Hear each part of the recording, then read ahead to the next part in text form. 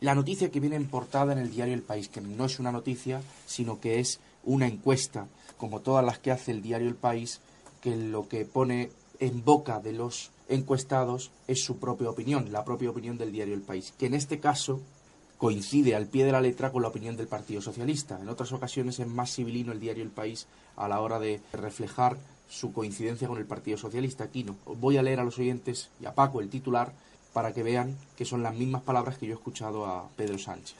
Dice el titular de la portada del diario El País: los vascos quieren seguir en España con Urkullu al frente. Y dice el subtitular, que aquí es donde están las palabras del diario El País que coinciden con las del Partido Socialista.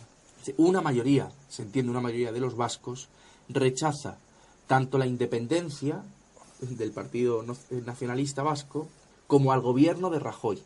Una mayoría rechaza tanto la independencia como al gobierno de Rajoy. Yo creo que no está bien planteado. Es lo que el diario El País quiere decir, es que una mayoría rechaza tanto la independencia como la no independencia, como si cupiese algo entre medias de la independencia y la no independencia. Son cosas que no se pueden comparar, no son semejantes, no se pueden sumar peras y manzanas. Una mayoría rechaza tanto la independencia como al gobierno de Rajoy. No, si estás comparando la independencia, será una mayoría rechaza tanto la independencia como la no independencia. Pero lo que hace es identificar al Rajoy como contrario a la independencia, como si fuera, digamos, nacionalista español, que es lo que quieren transmitir también ahí. Sí, exactamente. Y también quieren transmitir la idea de la tercera vía. Para eso he traído la noticia, Paco, porque quería que hablase de cómo la socialdemocracia, a mi juicio, aquí es capaz de ponerse entre medias en una línea infinitamente pequeña. Es imposible ponerse entre medias de la independencia y la no independencia. Es imposible ponerse entre medias entre el embarazo y el no embarazo. O se está embarazada o no se está embarazada. Una mayoría rechaza tanto la independencia como la no independencia. El País dice lo que es mayoritario en la tercera vía, el federalismo. Eso es lo que entiendo que defiende El País. Es una noticia que quería que comentaras, Paco. El federalismo por ese lado, ¿no? Exacto. Y la otra noticia que también nos ha llamado antes la atención es la retirada de símbolos de la corona, dice el diario El País, afecta a varias ciudades. Zaragoza quita el nombre de Felipe VI de su principal pabellón deportivo. Si ayer escuchamos en el programa que estuvieron Castro Villacañas y también estuvo Manu Ramos hablando de la retirada del busto de Juan Carlos del Ayuntamiento de Barcelona, como saben, presidido por Ada Colau, hoy nos levantamos con la noticia de que otros municipios han seguido los pasos de Ada Colau. Pues Paco, no sé si nos puedes hacer un resumen o darnos tu criterio de, por un lado, cuál es la postura socialdemócrata ante el nacionalismo y, por otro lado, cuál es la posición de la nueva izquierda emergente de Podemos ante el régimen que tenemos enfrente. Los reaccionarios de esa nueva izquierda a la que te has referido, ávidos de poder y de conquista de espacios de poder. Esto está muy vinculado con lo que hemos dicho antes del fenómeno, en definitiva, de la ambición de poder que se desató en la Alemania posterior, desde luego la anterior también, pero posterior a la Primera Guerra Mundial. Ahora se reproducen aquí los mismos vicios. Si allí podían ser considerados progresistas, que en honor a la verdad no lo eran, porque una de las tradiciones que nunca ha conocido Alemania es la tradición democrática, ni en la Europa continental, cuyos estados están fundamentalmente basados en esas concepciones. Y respecto del punto de equilibrio de la posición astuta que decía antes Nietzsche, referido eso sí al nacionalismo, hablaba él de astucia. Si hay una organización política con larga experiencia para manipular y conocedora de los resortes de acceso al poder, esa es la socialburocracia. Recordemos que yo prefiero llamarlo socialburocracia en lugar de la socialdemocracia.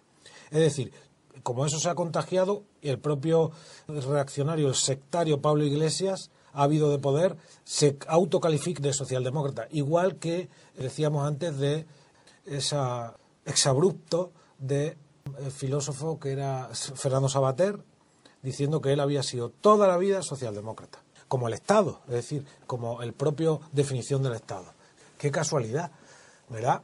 Y qué originalidad tan llamativa. Bueno, pues ya digo que la socialburocracia se ha distinguido siempre por su equivocidad. Ese ídolo de barro que se fabricó con dólares americanos y marcos alemanes, con el apoyo organizativo de la Fundación Friedrich Ebert, de la socialdemocracia alemana, que se llama Felipe González, un ídolo fabricado, insisto, de barro, con dólares americanos y marcos alemanes, y con el apoyo, lógicamente, de las estructuras tardofranquistas. Pues esta persona ha declarado recientemente que ellos siempre han sido, creo que la palabra que utiliza es accidentalistas. Es decir, lo importante es adaptarse, adelantarse, a tomar posiciones en el juego del poder, en función de la situación del momento.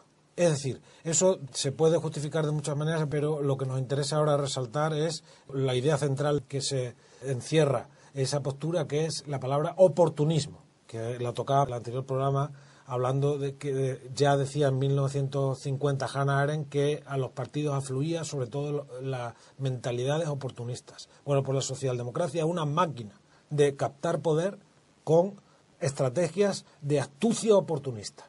Con lo cual quiere decir que dentro de ellas únicamente impera la ambición de poder y de conseguir sueldos dentro del aparataje estatal. Podríamos decir el brazo político del poder financiero. Jamás en la historia se ha conocido un Estado tan rentable para la banca, para el poder financiero, como el Estado de Bienestar. Entonces, no solamente anula la libertad política y, desde luego, los brotes de la ideología comunista, que es el papel principal que ha desempeñado la socialburocracia en manos de las teledirigidas de Alemania y Estados Unidos, sino que ha actuado en beneficio del gran capital, insisto, de la gran banca. Entonces, ese oportunismo aquí se manifiesta con la postura ambigua en la que refleja el periódico, que es el diario oficial de la socialburocracia hispano-germana en España, asociada al Partido Socialista, asociada al Partido Popular, es hoy día el más próximo, el más específico, el diario El Mundo, y luego con un tinte un poco más conservador, supuestamente, porque aquí todas las categorías son totalmente inútiles, son gratuitas, el diario ABC, para el Partido Popular. Pero El País, sí. Entonces, lo que observamos ahí es cómo toma una postura equívoca, como bien recordaba Daniel Sancho hace unos días, como tienen el poder en la mano y por tanto la palabra embaucadora en la mano, pues han estado defendiendo durante muchos años el Estado autonómico, como el non plus ultra para la gestión de modelo, como llaman ellos, el modelo de Estado, que ha sido en realidad sigue siendo y nos conduce, es uno de los motivos más importantes que nos conduce hacia el colapso económico. Y ahora parece que no nos sirve, sino que van a por el modelo federal, que no vamos a entrar muy a fondo en eso, pero que ya de momento, si fuera fiel a la propia expresión, requeriría la separación previa de los territorios. No podemos saber todavía a qué se refieren, de territorios que se constituyeran en estados para en el mismo acto, una cosa ridícula, afirmar que se reintegran en una única unidad.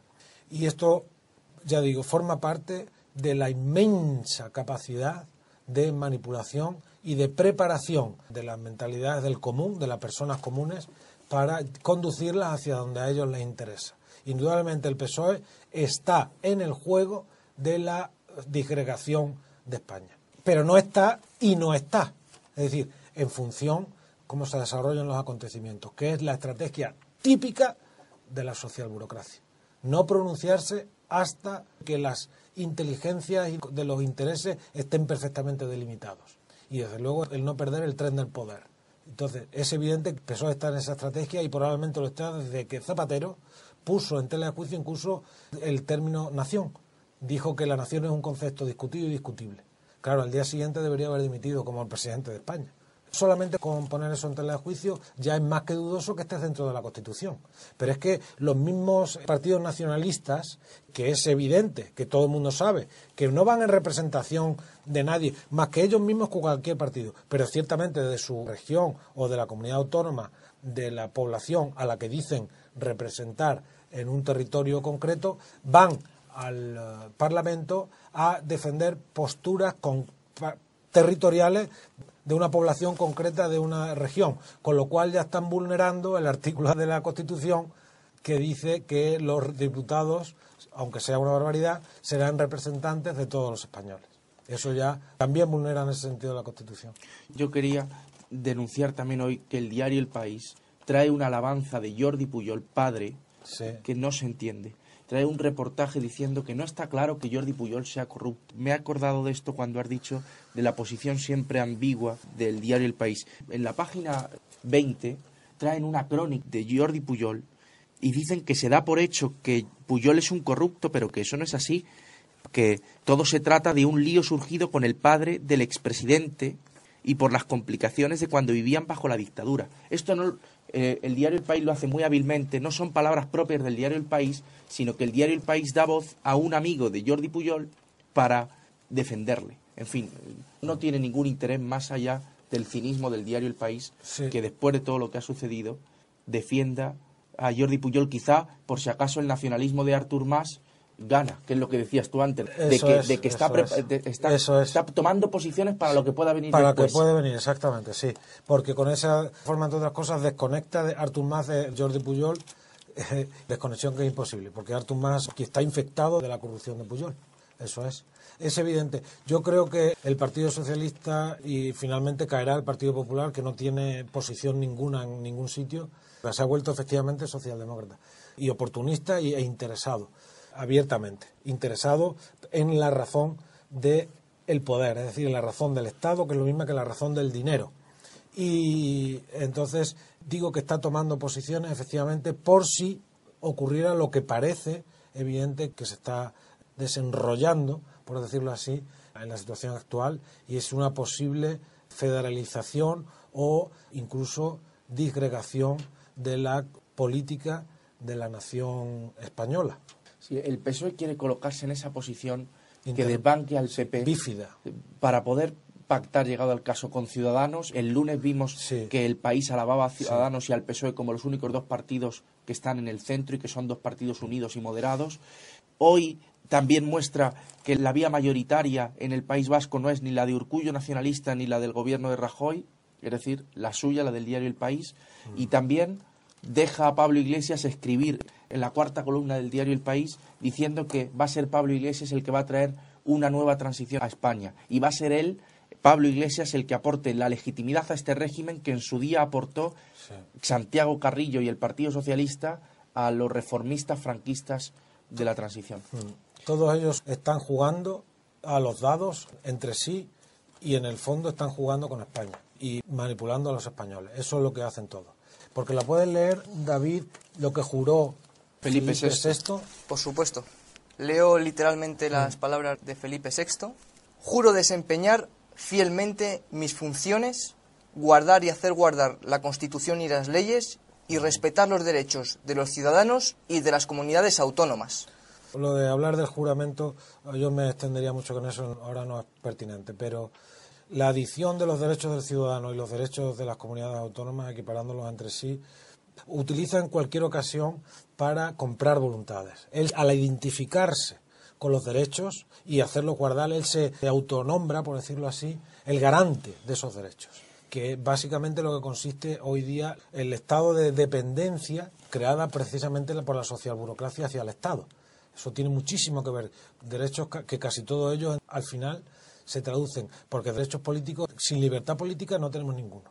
Eso, y los demás, casi todos tienen un contenido económico.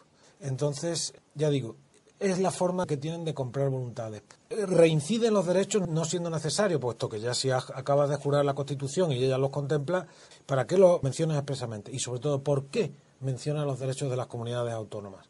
Pues probablemente el PSOE no daría un paso hacia el federalismo si no existiera previamente determinados acuerdos. Así es como hay que leerlo y como hay que intuirlo. Y tenemos toda la autoridad para poder hacerlo así. Y es probable que esa mención específica a los derechos de las comunidades autónomas tenga algo que ver con este proceso disolvente en que parece embarcado el Partido Socialista y en el que parece ser también que estaría integrando ya al nacionalismo vasco.